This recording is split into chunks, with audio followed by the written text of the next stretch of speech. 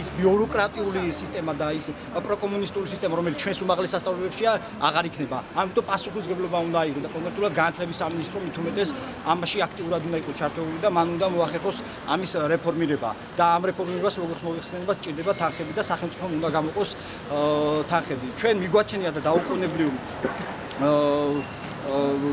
ვძნობთ, რომ აუცილებლად ესე უნდა მოხდეს და ესე იქნება. ჩვენ ვაპირებთ პრინციპულად გავაგზავნოთ ბრძოლა და ჩვენი პრინციპებისთვის და ჩვენი იდეებისთვის.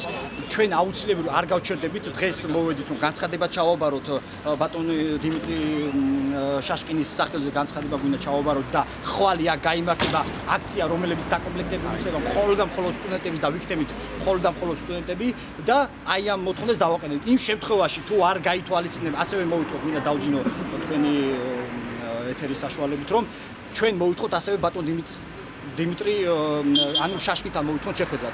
იქიდან გამომდინარე, რომ მან კონკრეტულად უნდა გავხსნას შესაბამის კითხვებზე, რომელიც კითხვების ჩვენ გვაწევთ სტუდენტებს, ის კეთილინებოს და გაგვესაუბროს, რადგან იმ შემთხვევაში თუ მათგან იგნორი იქნება და არანაირი ანუ ურთიერთობა არ ისურვებო დაამყაროთ ჩვენ და სტუდენტებთან, ამ შემთხვევაში ჩვენ მიმართავთ უკიდურეს ფორმას და დავიწყოთ შიმშილობას.